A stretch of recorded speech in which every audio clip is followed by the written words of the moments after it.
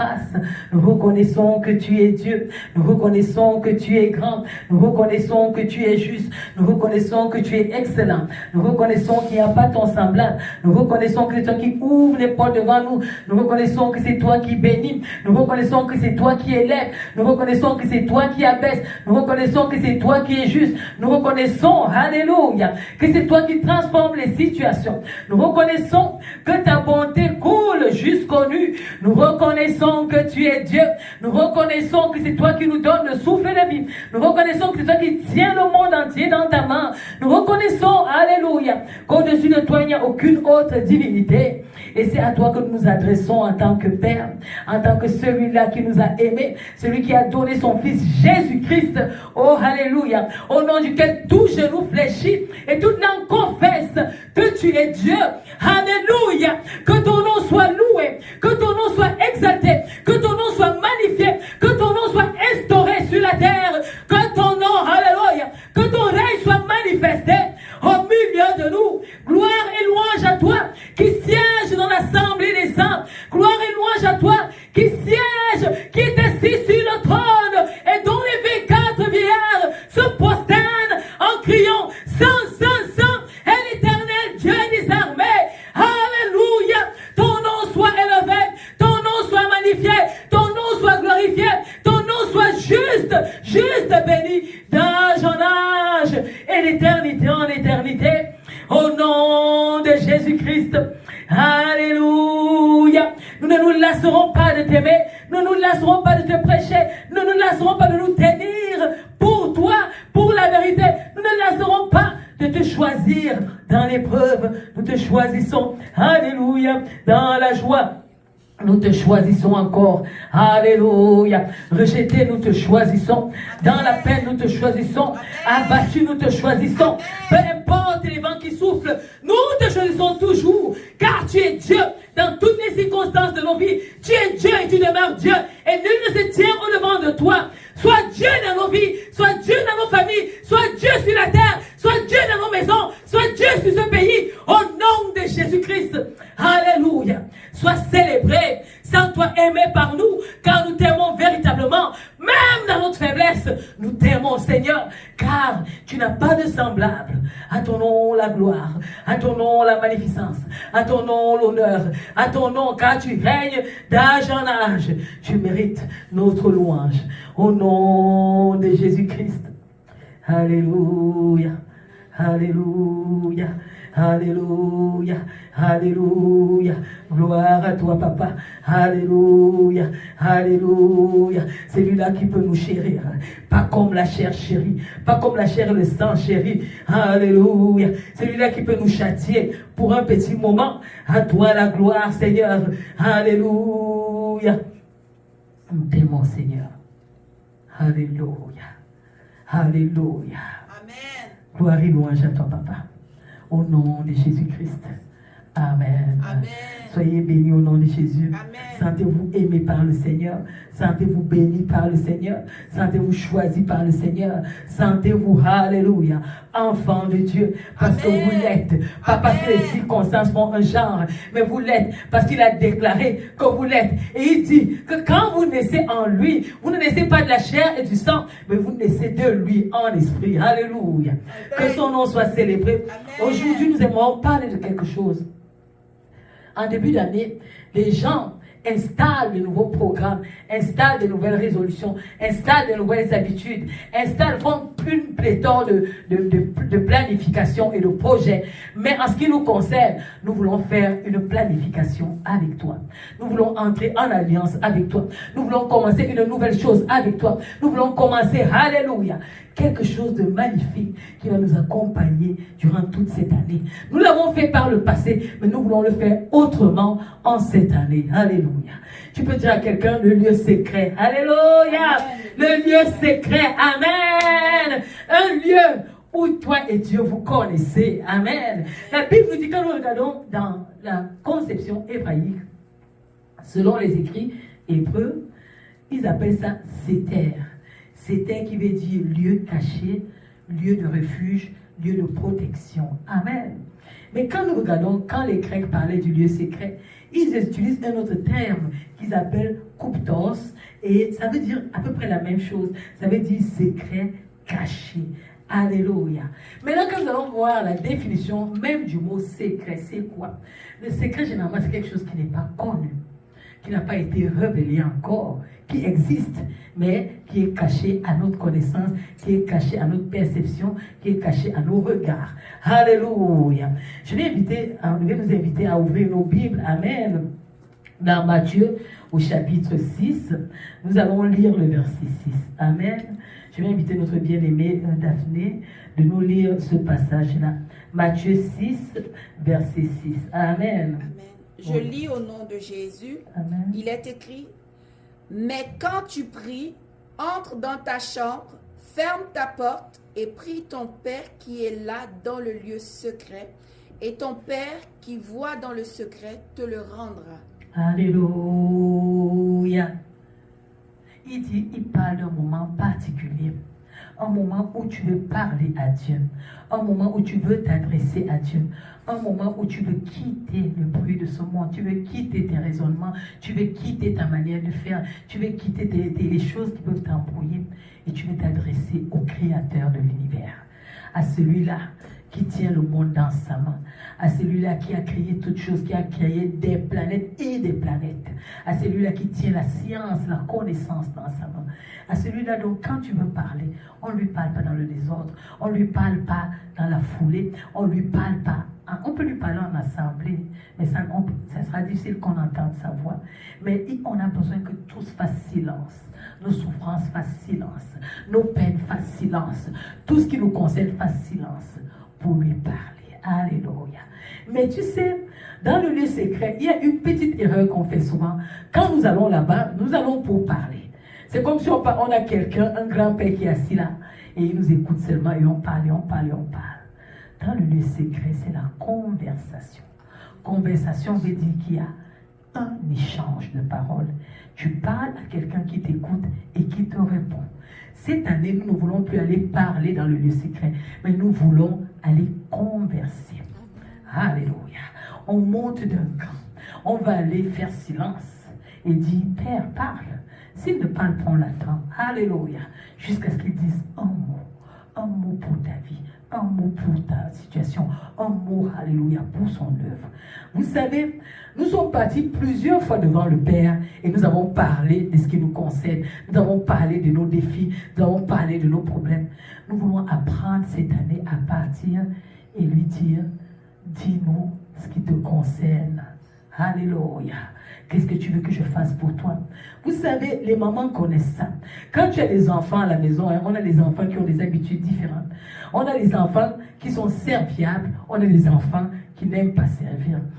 Nous avons eu un temps de retraite à Québec et j'ai expérimenté un enfant là-bas d'une manière spéciale.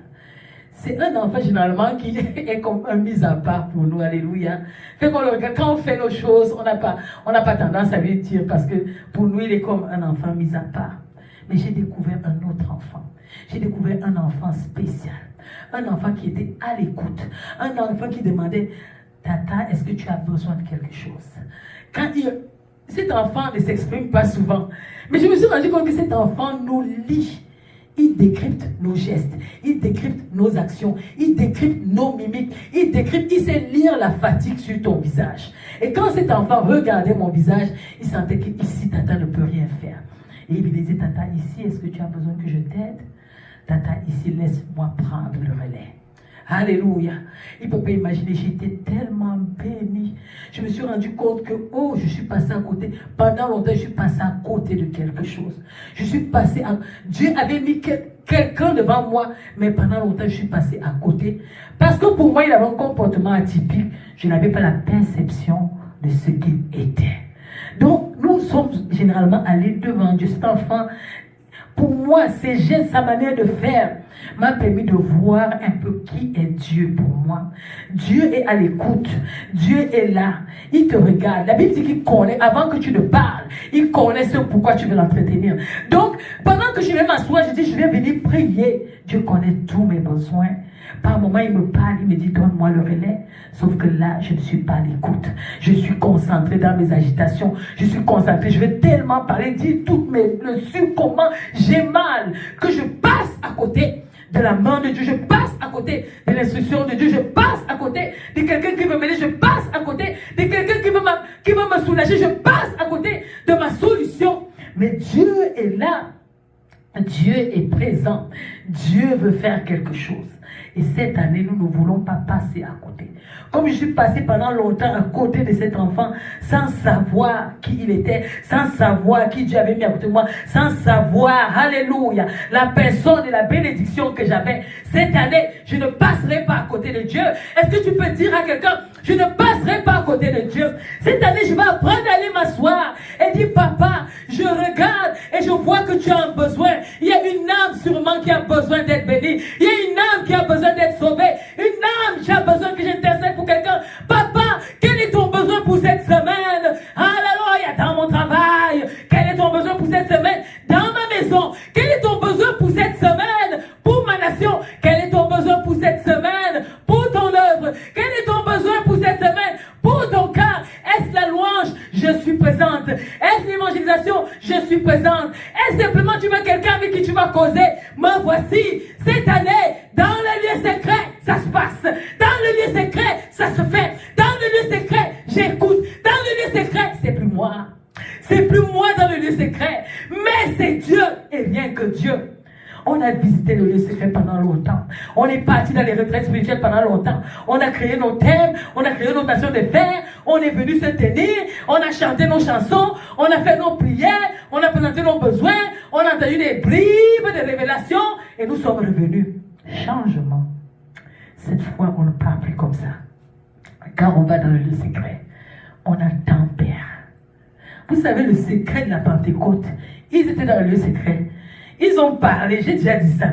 Ils ont dit tout ce qu'ils avaient dans leur cœur. À un moment donné, ils n'avaient plus rien à dire. Et là, Dieu est descendu. Et la Pentecôte a eu lieu.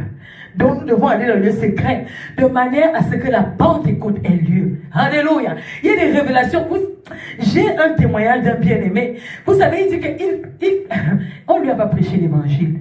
Il était dans sa chambre. Le Seigneur s'est rendu à lui.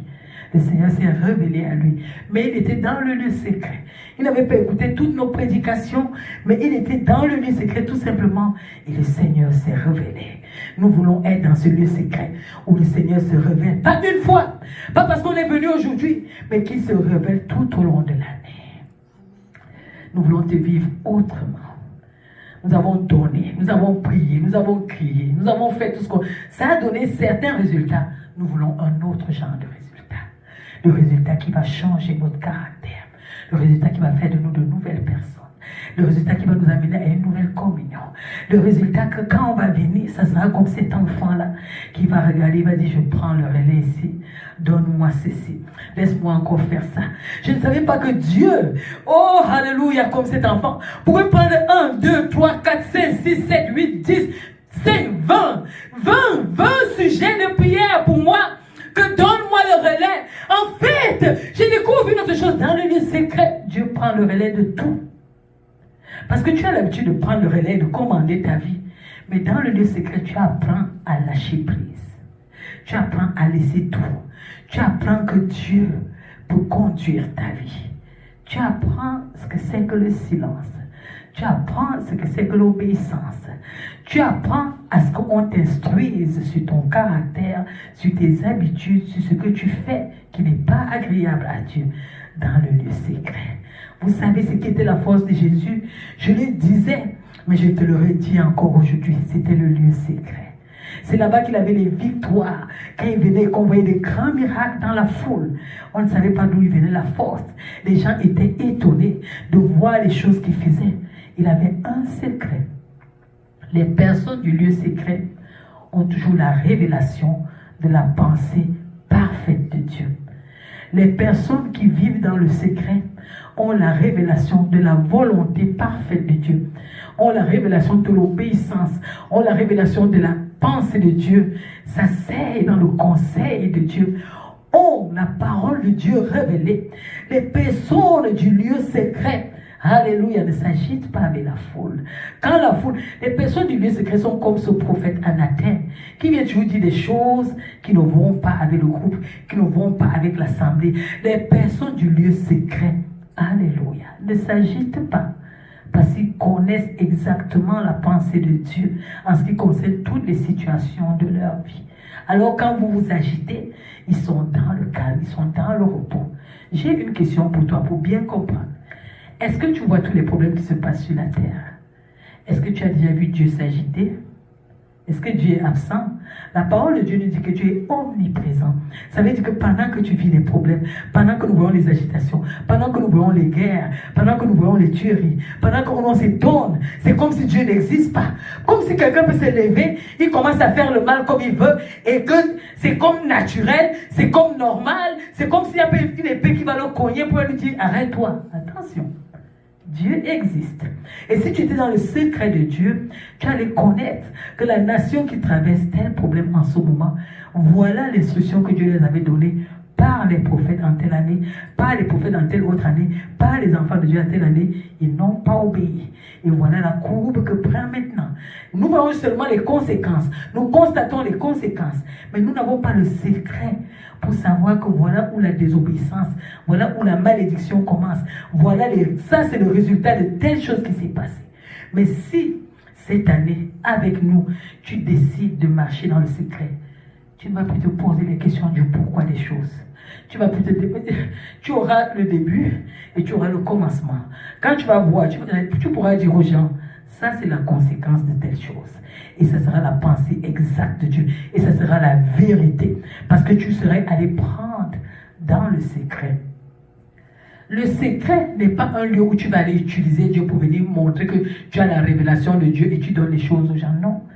Le secret, c'est d'abord quelque chose qui est bénéfique pour toi, qui va dans le secret. Tu apprends à connaître Dieu. Tu apprends à marcher comme Dieu veut. Parce que le premier but du lieu secret, c'est le salut de ton âme. C'est pas pour les autres ou bien pour faire montrer les miracles. C'est pour toi-même. Quand tu as déjà bu pour toi-même, tu es rempli. Tu pourras donner. Quand Jésus passait le temps dans la prière, c'est quand il était rempli qu'il pouvait donner. Jésus ne venait pas nous donner. Jésus n'était jamais vide. Rien ne surprenait Jésus. Alléluia. Il est au courant dans le lieu secret. Alléluia. Est-ce que tu peux dire à quelqu'un, allons dans le lieu secret? Alléluia. Nous allons lire un autre passage. On ouvre dans 1 Corinthiens, au chapitre 2, nous lisons le verset 7. 1 Corinthiens 2, verset 10 plutôt. Amen. Amen. Amen. Je lis dans le nom de Jésus, il est écrit, Dieu nous les a révélés par l'Esprit, car l'Esprit sonde tout, même les profondeurs de Dieu. Alléluia. Fait que quand tu es assis dans ce silence, où rien de la terre ne te parle, le Saint-Esprit commence à te rendre ministère. Le Saint-Esprit commence à te dire, pas des choses seulement sur ta vie. Vous vous rappelez, je vous ai dit qu'il te parle de toi, mais il te parle des profondeurs de Dieu. Et cette année, l'erreur que nous avons commis les années antérieures, nous allions dans la présence de Dieu pour nos problèmes. Cette année, nous allons pour avoir l'instruction des profondeurs de Dieu. Qui est Dieu? Pourquoi il ne se manifeste pas? Quand il nous parle de l'amour, c'est quoi? Quand il nous parle de la paix, c'est quoi? Qu'est-ce qu'il veut pour ce monde? Qu'est-ce qu'il veut pour ma famille? Qu'est-ce qu'il veut? Quelle est sa volonté? En 2023, qu'est-ce que Dieu dit pour la vie de 2023? Oh, alléluia! Quelle est sa volonté? Il dit, cherchez, affectionnez-vous les choses d'en haut. Les choses d'en haut, c'est quoi? Seigneur, ta sagesse pour 2023, c'est quoi? Ta sagesse, alléluia! Ton infinie bonté pour 2023, c'est quoi? Amen. Alors, tu vas te rendre compte d'une chose. Tu vas, non seulement le Saint-Esprit va te révéler des choses qui concernent ton cœur, il va aussi te révéler des choses qui concernent le cœur de Dieu. C'est que Dieu veut, la volonté parfaite de Dieu. C'est ça que tu vas aller chercher. Et tu te rendras compte que tes problèmes n'existent plus. Parce que tu vas te rendre compte que c'est bizarre, c'est comme si mes problèmes se résolvent seuls. Non. Dans la présence de Dieu, il y a quelque chose qui se manifeste. C'est que tu es imprégné de Dieu. Comme Dieu est saint, la sainteté devient ton vêtement. J'ai la bonne image. Vous voyez quand Moïse est allé dans la montagne 40 jours, il était dans la présence de Dieu. Quand il est redescendu, on couvrait son visage était lumineux, c'était glorieux. Tu ne pouvais pas le regarder, tu regardais, tu voyais la gloire de Dieu sur son visage. Donc quand tu passes le temps dans la présence de Dieu, alléluia, ton visage devient glorieux. Tu transportes la gloire de Dieu quand tu te déplaces. Tu sans te rendre compte. Vous voyez, quand on parle, on lit les évangiles, on dit que Paul marchait.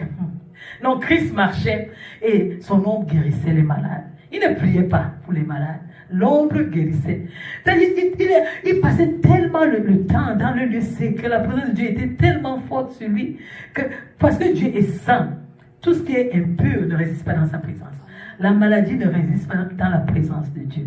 Alors quand tu transportes cette présence avec toi, ce qui est impur part. C'est pour ça que vous pouvez voir certains démons fuir, certaines choses se manifester, parce que la présence là est tellement glorieuse.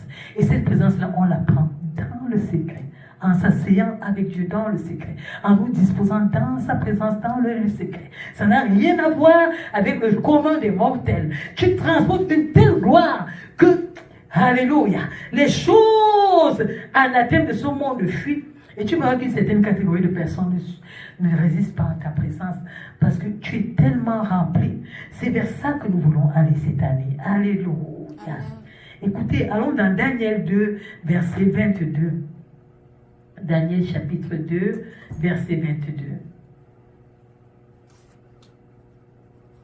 Il est écrit, il révèle ce qui est profond et caché.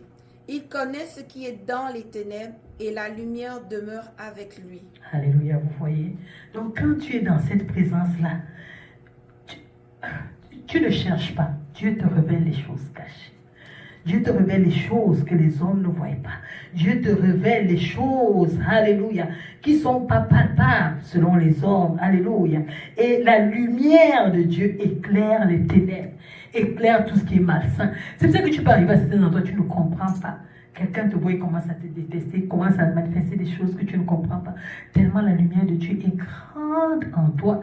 Tellement tu passes le temps. Toi, tu ne te rends pas compte que tu transportes ça. Mais la lumière, là, elle est avec toi. Parce que tu passes du temps dans le lieu secret avec Dieu. Alléluia. Et pendant qu'il est en train de révéler ces choses, toi, tu ne sais pas ce qui se passe. Tu vas seulement te rendre compte à un moment donné que tu es devenu quelqu'un de seul et d'étrange. Les gens commencent à te fuir. Parce qu'on se rend compte que tu ne fais rien, mais ils te trouvent bizarre parce que la présence de Dieu en toi expose les pensées de leur cœur. Met en lumière les pensées de leur cœur, même sans parler. Juste tu arrives, quelqu'un est saisi. J'ai expérimenté ça avec une bien-aimée. Nous avons prié, nous avons dit, Seigneur, nous voulons un esprit de vérité. La personne s'est sentie, elle a commencé à vomir les secrets, seule. On la regardait, c'est moi, on se regardait, on la regardait. L'esprit de vérité l'a saisie, elle parlait, elle parlait des vérités. Parce que l'esprit de vérité, nous avons appelé l'esprit de vérité. Et parce que tu passes le temps avec Dieu dans l'esprit de vérité, la vérité va saisir ceux-là qui t'entourent. Alléluia. Même quand ils ne veulent pas, ils vont se retrouver en train de dire la vérité. Dans Jérémie 33, verset 3, il dit, invoque-moi et je te répondrai. Je t'annoncerai de grandes choses, des choses cachées que tu ne connais pas. Amen. Amen. Il est le Dieu qui révèle. Quand tu vas l'invoquer, tu vas dire, Seigneur, je t'invoque dans le lieu secret. Il va te répondre. Et il ne va pas seulement te répondre juste pour te répondre. Il dit quoi? Il va t'annoncer les grandes choses, des choses cachées que tu ne connais pas. Quand tu changes de dimension et tu commences à chercher Dieu dans le secret et tu l'invoques, attends-toi à des réponses que tu n'imaginais même pas, des réponses où Dieu va se révéler, des réponses que tu vas te... Prépare-toi, parce que quand tu vas aller provoquer la présence de Dieu, peut-être toi tu t'attends à des petites choses, il dit qu'il va te révéler des grandes, des choses que tu n'imagines même pas. Il va aller jusque-là, parce qu'il est Dieu. Amen. J'ai envie d'arrêter et de nous laisser le temps d'aller méditer ces paroles-là. On va encore prendre 1 ou 2 versets. Amen. Pour pouvoir aller manger cette nourriture spirituelle-là. Alléluia. Parce qu'il est le Dieu merveilleux, parce qu'il est le Dieu grand, parce qu'il est le Dieu juste. Amen. Il est le Dieu que nous devons craindre. Nous allons prendre le psaume 25, nous allons prendre au verset 14. Amen. Je lis au nom de Jésus, il est écrit, l'amitié de l'Éternel est pour ceux qui le craignent, et son alliance leur donne instruction. Alléluia, vous vous rendez compte? Fait que dans le lieu secret, il y a une autre chose que tu vas développer, qu'on ne développe pas dans la foule. C'est que tu deviens l'ami de Dieu. Alléluia. Je rends toujours mon témoignage, comment j'ai pu atteindre un certain niveau dans ma relation avec Dieu en devenant son ami. Alléluia. Enfin, ça te prend le lieu secret, c'est pas dans la foule. Pour qu'il y ait ce déclenchement-là, ça m'a pris d'aller dans le lieu secret. Et Dieu est venu me rencontrer. Le même Dieu qui m'a rencontré se cherche d'autres amis. Si tu te rends disponible, il viendra te rencontrer dans le lieu secret. Et vous allez développer une amitié. Et il ne fait pas seulement l'amitié, il développe. Dieu est un Dieu d'alliance. Si vous allez dans l'Ancien Testament, vous allez vous rendre compte que Dieu cite, il ne cite pas une, il commence où l'alliance a commencé. Le Dieu d'Abraham, d'Isaac et de Jacob. Donc, comme l'alliance, il a commencé l'alliance avec Abraham, il commence toujours Abraham, après il cite la lignée d'Abraham. Si toi, dans le lieu secret, tu peux développer une nouvelle amitié avec Dieu, il va commencer à te citer toi et ta descendance. Ça veut dire qu'à partir de toi, toutes les personnes qui vont sortir de toi seront bénies à cause de l'alliance que tu vas aller tisser dans le secret. Alléluia. Nous allons terminer par ce passage de Deutéronome 29, verset 29. Alléluia. Amen. Il est écrit, les choses cachées sont à l'Éternel notre Dieu, les choses révélées sont à nous et à nos enfants, à perpétuité, afin que nous mettions en pratique toutes les paroles de cette loi. Alléluia. Vous voyez? Fait que si tu veux la révélation de Dieu en cette année, si tu veux marcher d'une façon différente, alléluia, si tu veux expérimenter Dieu d'une manière différente, sache que tout ce qui est caché, que tu ne comprends pas, que tu n'arrives pas à saisir, qui est bizarre, toutes choses sont dans le secret de Dieu. Et pour avoir le secret de Dieu, ça te prendra cette année une nouvelle attitude, où tu ne vas plus aller pour prier pour tes besoins, mais tu vas développer une amitié dans le secret avec Dieu, que personne ne connaît. J'ai aimé le témoignage d'un bien-aimé qui nous a dit, il a aménagé un endroit où il va se rencontrer avec Dieu dans sa maison. Et il disait, quand je vais là-bas, Dieu même sait que on a rendez-vous. Ma maison sait que j'ai rendez-vous avec Dieu. Quand je suis là-bas, on ne me dérange pas. Nous devons avoir ce genre d'endroit dans nos maisons où nous allons rencontrer Dieu. Ce genre d'endroit-là, quand tu es une personne profane, tu ne peux pas traverser facilement cet endroit. Parce que c'est un endroit, c'est vrai, la Bible nous dit, Dieu habite dans nos corps. Parce qu'il dit que notre corps est le temple du Saint-Esprit.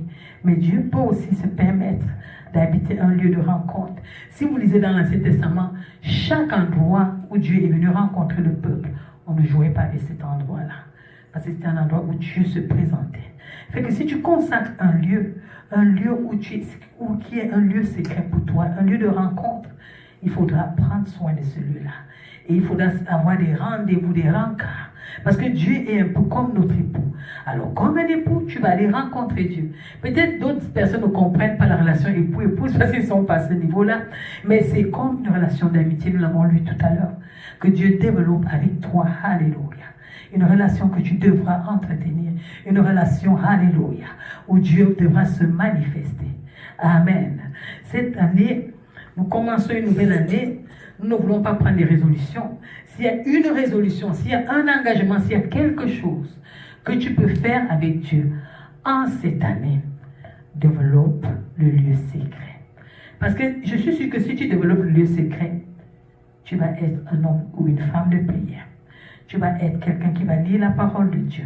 Tu vas être quelqu'un qui va expérimenter Dieu. Tu vas être quelqu'un qui va croître dans sa foi. Tu es quelqu'un qui va vivre le miraculeux. Tu es quelqu'un qui va, on dit de changer nos pensées, tes pensées seront renouvelées. Tu vas connaître Christ à une autre dimension. La Bible que tu lisais comme un roman va devenir la parole vivante de Dieu. Et le Saint-Esprit dont tu entends parler dans le livre des Actes des Apôtres, tu vas l'expérimenter de manière vivante chaque jour dans ta vie. Aie un temps, aie un lieu secret et développe ce lieu secret-là avec ton Dieu. Dans ce lieu secret, si tu veux faire les prières qui concernent ta vie et les miracles que tu veux dans ta vie, prie ailleurs. Mais dans le lieu secret, apprends à aller aller écouter Dieu. Que Dieu vous bénisse au nom de Jésus-Christ. Nous allons prier. Seigneur,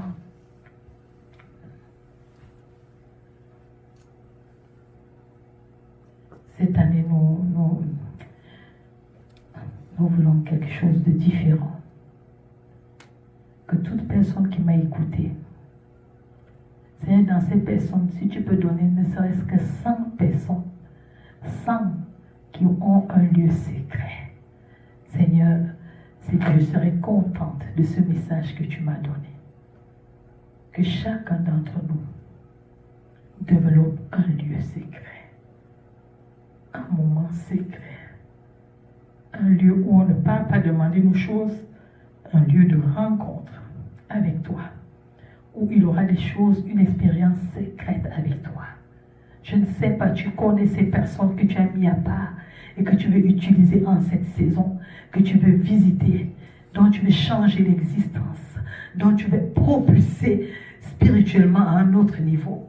Je te supplie afin d'être parmi ces personnes-là qui ont un lieu secret avec toi, où tu vas manifester ta gloire. Merci Seigneur, parce que tu le fais.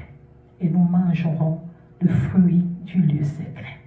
Donne qu'à la fin de cette année, nous puissions témoigner, nous puissions avoir des témoignages et des témoignages, des milliers de témoignages du lieu secret dans nos vies. Au nom de Jésus-Christ, que cette grâce se déverse sur toute personne qui va m'écouter, et même ceux qui ne vont pas m'écouter, et qui sont à ta recherche, que la même grâce leur soit déversée.